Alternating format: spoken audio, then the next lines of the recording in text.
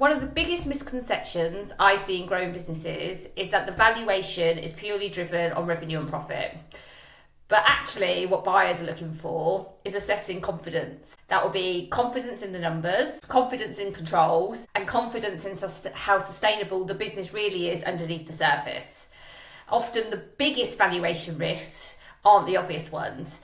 They're operational dependencies, concentration risk and control weaknesses that only become visible once the business comes under real scrutiny.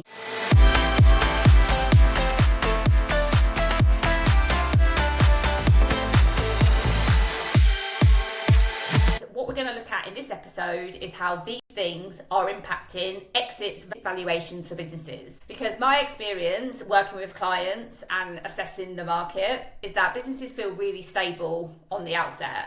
Everything seems to be working really well. So businesses have active client bases, high cash reserves, they're growing, they're employing employees, and things seem to be going quite well. They have reporting, databases and systems. However, once buyers start testing the process, if we get into an exit process, they start testing how resilient and sustainable that performance actually is. And underneath, confidence can change really quickly, because there is a difference between a business that's growing operationally, but it could be outgrowing its infrastructure. So if you're trying to grow too quickly, things can seem stable and then bang, something can happen and the business starts becoming sustainable to risk. And that risk can be hidden in certain scenarios, maybe not intentionally, but it's quietly there under the surface and nobody's really doing anything wrong, and actually the business is still growing, but the risks are there, and slowly over time these risks are silently growing, which when an outsider, so a third party, comes to assess the business,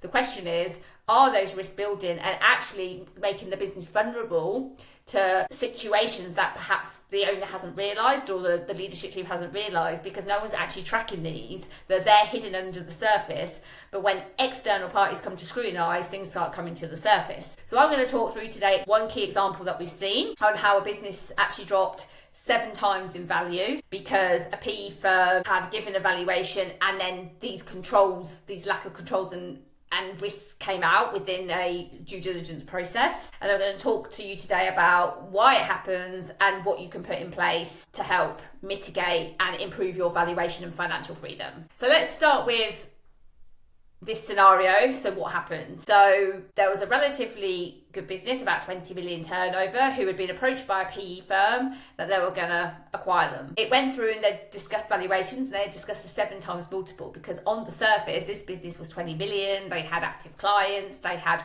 reoccurring contracts because they had used the same clients for multiple years, so everything looked okay.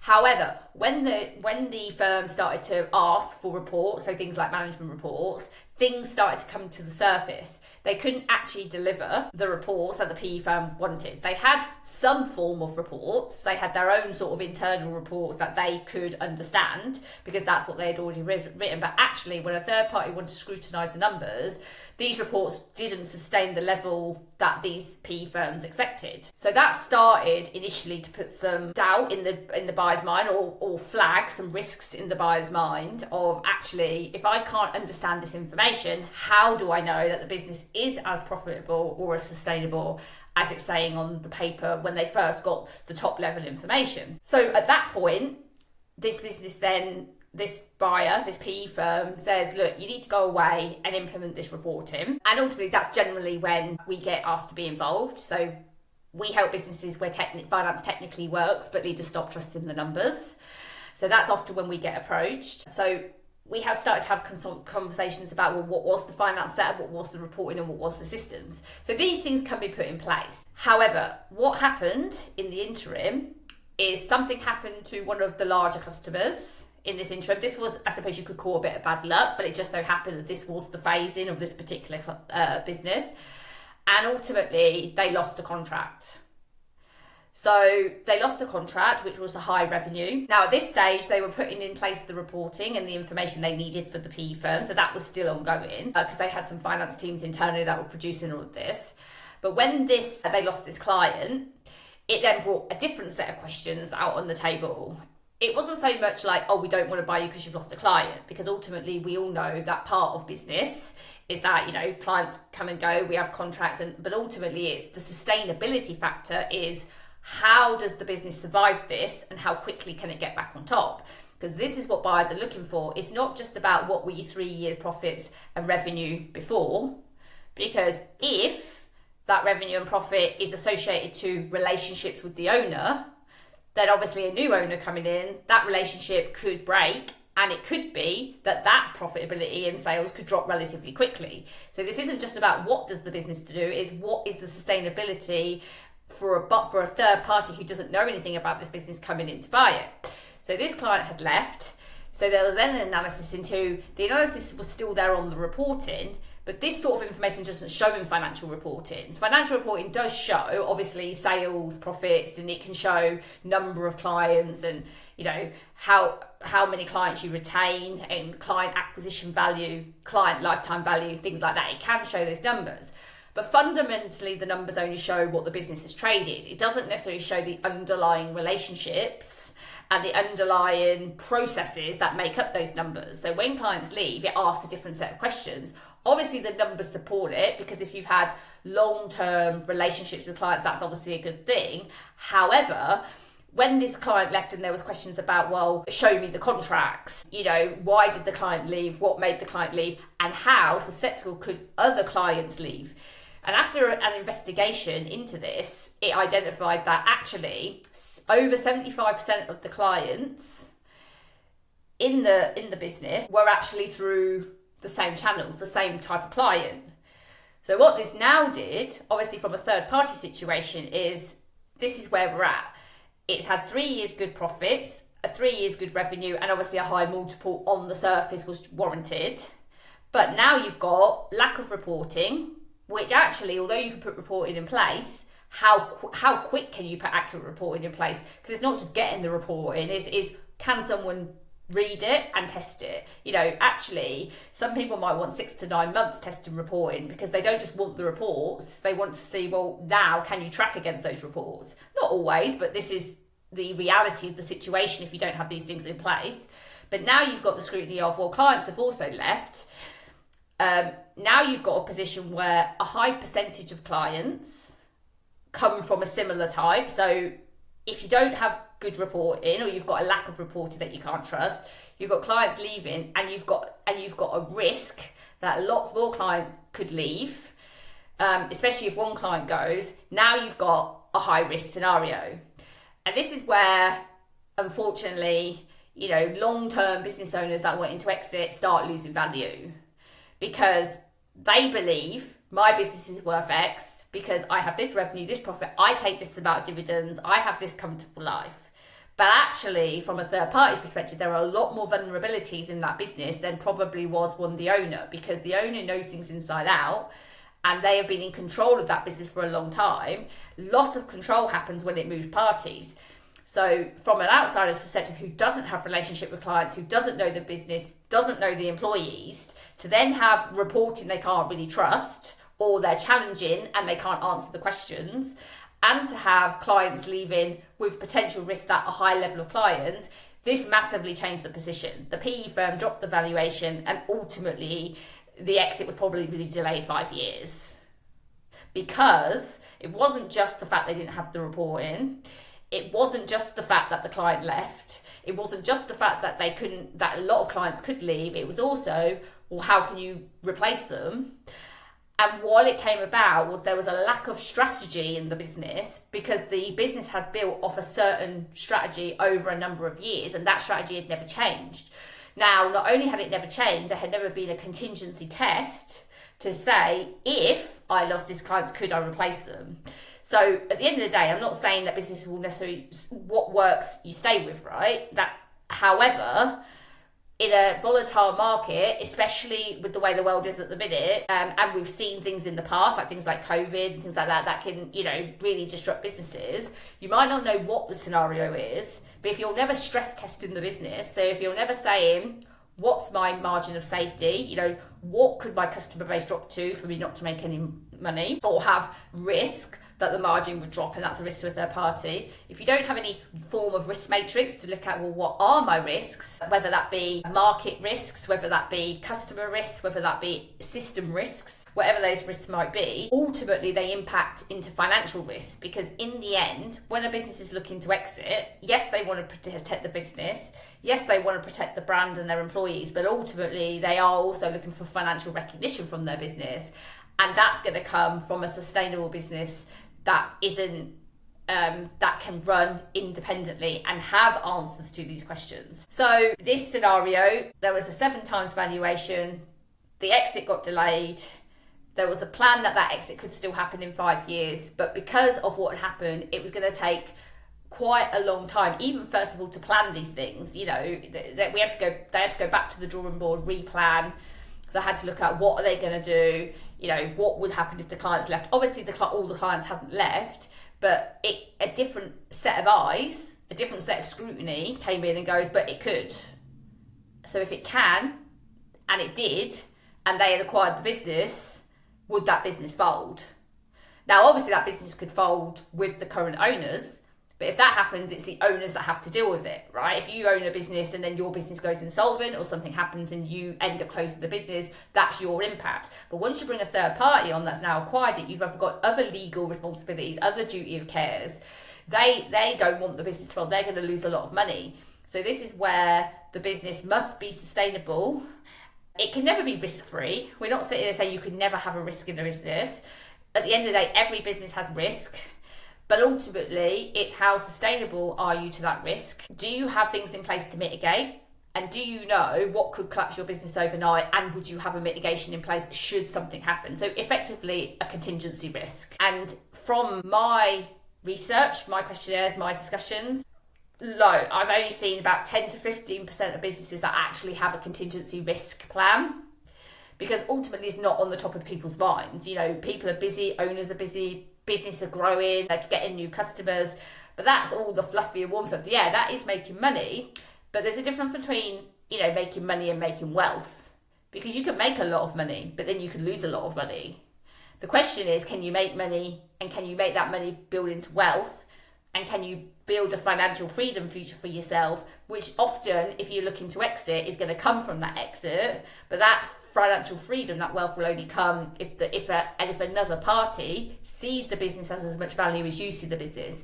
Because as an owner and as a builder of a business, you can be very emotionally attached and think, you know, I've built this, it's definitely worth, it's such a good business, but ultimately you've got to try and look at it from a third party's eye. So how do you mitigate this? What do we recommend businesses to do? So there are some key things that I'd recommend that businesses have in place so they can track these things and keep their business on the trajectory so that the business infrastructure is keeping pace with the growth. These would be assessments of reporting and systems, because you can put systems and reporting in place, but the truth is businesses scale, the systems and reporting might need to develop with the growth. And that may mean systems and processes you had in place when the business was smaller may not be fit for purpose as the business grows. So often, I think where people are falling down is they get a Xero or they get a QuickBooks or they get a stock system and they're like, right, we've got it now, it works. But the question is, it always work? Like, does it actually work? Do people use it? So you've got the thing of putting the system in place and getting people to use it in the first place, but then it's like, but will this work forever? You know, sometimes you might have manual processes in place, like manual checks, because whilst the business is smaller and you have fewer people, that is actually fine and it works. But you might triple those employee numbers, and these checks just aren't realistic anymore. But it doesn't change, and when it doesn't change, this is when things become chaotic, because this is when errors start to happen. People potentially culture, because people start fearing for jobs because they're making mistakes. Systems aren't working, things aren't getting delivered on time because people are doing rework, and actually it starts becoming inefficient. So where the business is growing to make more profit, people are actually sometimes making more revenue but losing profit, not necessarily because customers aren't paid or anything's going wrong, but because the systems and the processes are causing delays, are causing operational inefficiencies, and nobody has the time to look at them because everyone is firefighting because the business is growing too fast.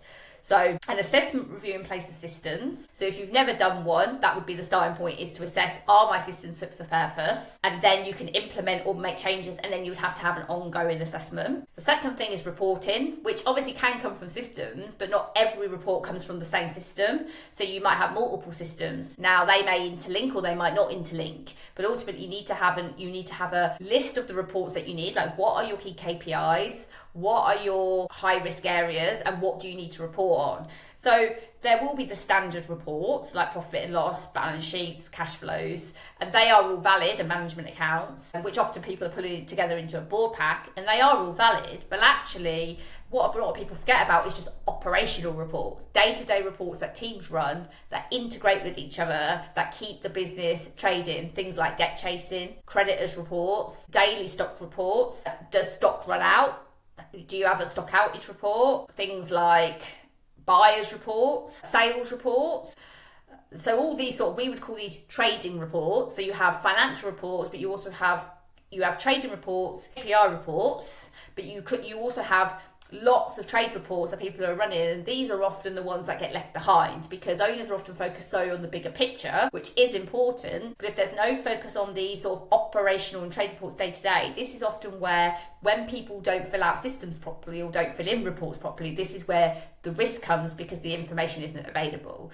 So let's just recap. We've got systems, assessing systems, are they fit for purpose? Assessing reporting, do you have what you need? Are they fit for purpose? And then you'd be looking at controls. Do you have the right controls in those processes to make sure that the biggest risks are identified, and anything that is, and they're either removed, you don't have the risk anymore, or if they can't be removed, they're mitigated. So obviously you have to be sensible here because there are lots of little risks that you might see as a business owner, but here we're talking about the key business risks.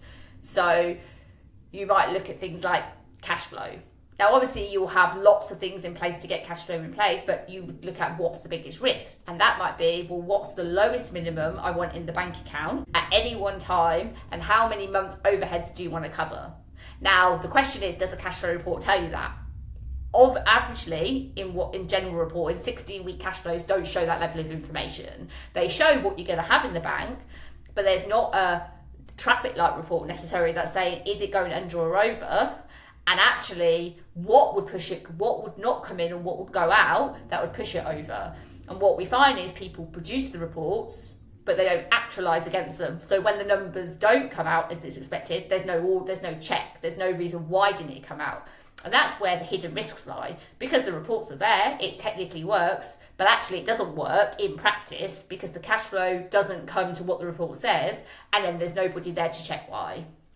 So controls look at your big things. Cash flow was one of the examples. It would also look at systems, so risk of error or fraud. So can people make material errors or worse, fraud? But if you talk about errors, material errors, how would they appear, and can we get rid of those errors by systemizing or putting controls in place, or can we mitigate them by putting those controls in place? And once you have those three things, systems that are fit for purpose, reporting that shows you right information at every level of the business, whether that be at operational level, KPIs, or management level, and then controls that control the end-to-end processes, those things would include things like risk matrix and governance frameworks, but that would actually be included within the infrastructure. So yeah, once you have those three things, you have the visibility, the information, and the assurance that you have things in place. So when questions come up, so if you are going to exit and questions come up from third parties, things like, well, what would happen if this customer left? What would happen if this happened? You actually will have the answers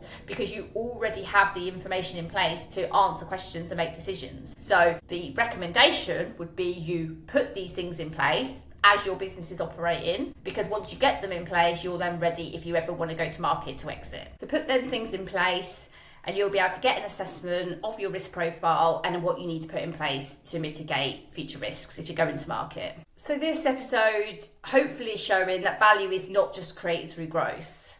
It's actually created through confidence. Confidence that revenue is sustainable, confidence that the controls are reliable, and confidence that the business can operate consistently under scrutiny, not just in normal trading conditions. Because most valuation drops don't happen because the business suddenly just stops trading. They're happening because of small, inconsistent processes that are building risk behind the scenes that aren't visible to the owner or just aren't realised. And this comes out in things like customer concentration, weak controls, lack of visibility, or system functionality and reporting that aren't actually fit for purpose. And from my experience, when confidence weakens, it usually drops the valuation behind it, because it's a lot harder to rebuild the confidence without lots and lots of questions than it is to actually build the confidence from the outset. So the recommendation is the things are put in place before you get to the point where you're going to market, so that you have it in place, so that you build the trust from a buyer right from the start. So that is why operational structure matters, not just for exit, but for protecting confidence in the business while it grows. So thanks for watching. I'll be sharing more conversations around acquisitions, operational clarity and business value. So if you enjoyed the episodes, hit the subscribe button or share it with your friends and family so other people can find the channel, and I look forward to seeing you again soon.